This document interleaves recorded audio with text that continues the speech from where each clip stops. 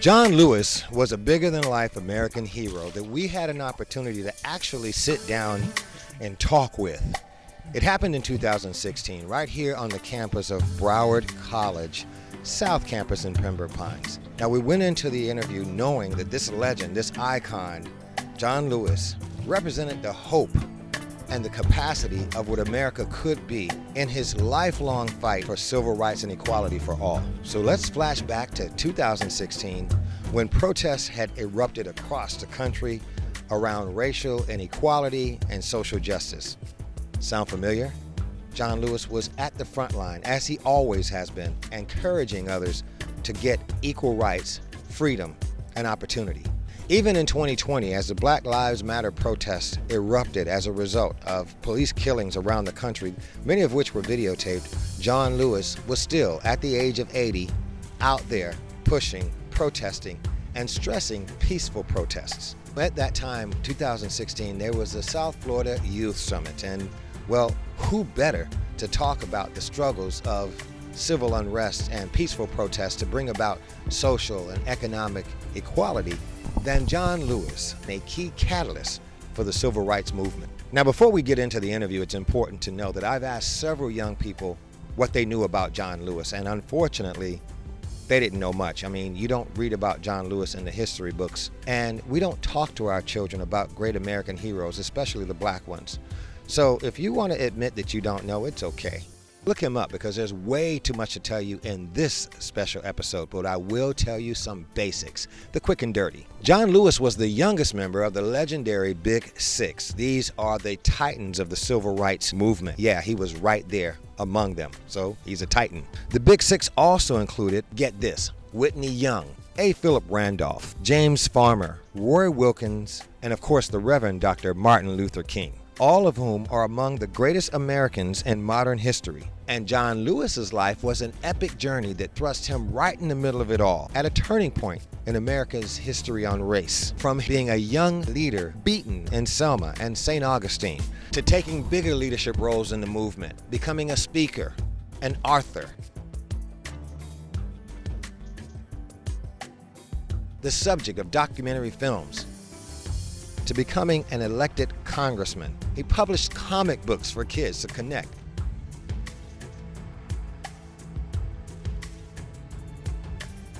He even appeared at Comic-Con, okay?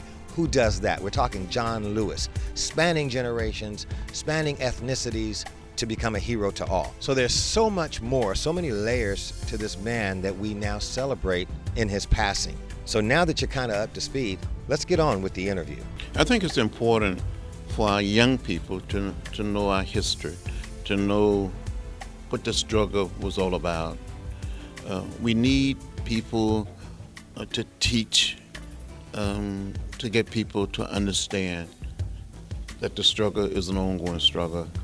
But it didn't start with us, this generation, not my generation, the generations before. Since the days of slavery, have been an ongoing struggle to redeem the soul of America. I learned from individuals like Phillip Randolph, Martin Luther King Jr., James Farmer, Roy Wilkins, Whitney Young.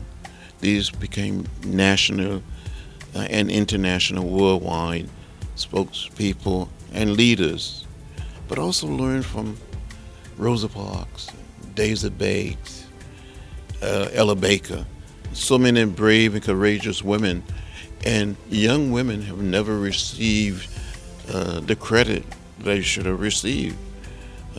Many young men did and still receiving credit, but people need to understand by reading the literature, watching the film footage, Eyes on the Prize, and the story of the Freedom Rise, and so many other stories. When I was in school as a young child, growing up in rural Alabama, I had a wonderful teacher who told me over and over again, read, my child, read. And I tried to read everything. We were too poor to have a subscription to the local newspaper, but my grandfather had one. And when he would finish reading his newspaper each day, we would get the newspaper and read it. And I would ask a lot of questions. Why this? Why that? And my mother would say, boy, you're too nosy. You want to know everything. Why those signs? But I made it my business to try to find out. And when I saw the signs that said white waiting, colored waiting, white men, white women, colored women, I didn't like it. And I wanted to do something about it. And when I heard of Dr. King and Rosa Parks, they provided me a way out, maybe a way in. So today, when we look at connecting with our young people, in fact, on the way here, I had a young man who recently, he was incarcerated, recently got out and asked me to ask you, what is your message for those people who are trying to redeem themselves? They made some mistakes and they're trying to really get back on the right track. What do you want to tell those individuals? My message to many of these individuals that you must never, ever look back on your past and say, I cannot make it. You can make it. We all have made mistakes. From time to time, we all go astray, but we can get it together. I just heard today that the governor of Virginia is making it possible for more than 200,000 people that have been incarcerated, and most of them are black men, that they're going to be able to register and vote, serve on jury, and all of it. And this is peculiar to the South, more in the South than any other part of America. There should be a crusade to help free and liberate people from their past. I think it's important for us all to be hopeful, to be optimistic, and never, ever get lost in a sea of despair. Never, ever give up. You know, during the 60s, we were beaten, we were arrested, in jail, but we didn't give up. We kept the faith. We kept our eyes on the prize. And that's what I love about what we tried to do. We came together on one accord. And it didn't matter whether you grew up in rural South Georgia or rural Alabama, or you grew up in New York, Miami, Detroit, or Philadelphia. As students on the college campus, we came together and we made a difference. Perfect. I want to thank those at the South Florida Youth Summit for making this possible. Thank you for being here and gracing our community. This is Tony Lassane in Focus Magazine TV. Thank you so much, Congressman. Well, thank you, Appreciate sir. it. God bless you. Thank you. It took everything I could to maintain. I mean, I'm with an icon, a legend, a man for the ages. You just absorb. And I can tell you this, I've interviewed plenty of impressive people in my career. There are few human beings that I've ever been in the presence of that reflected and cast off so much positive energy, positive light.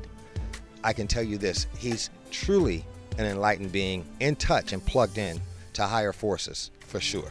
Tony Lassane, In Focus TV special episode on the late, great John Robert Lewis. It was my pleasure. Ebenezer Church, that Dr. King co-pastor with his father. And I noticed from CNN that old Howell in Pennsylvania had gone for the president.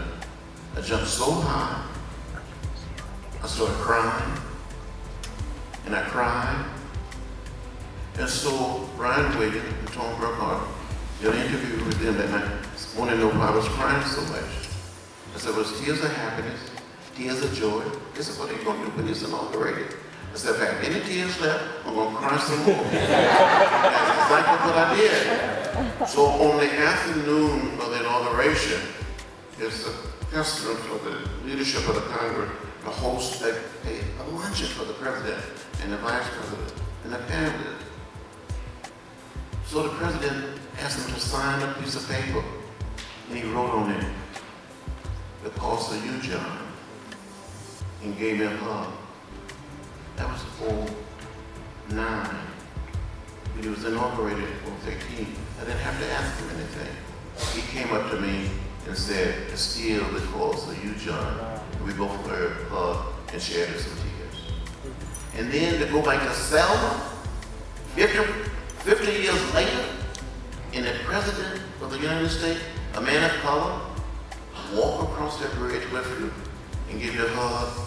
And when people said that,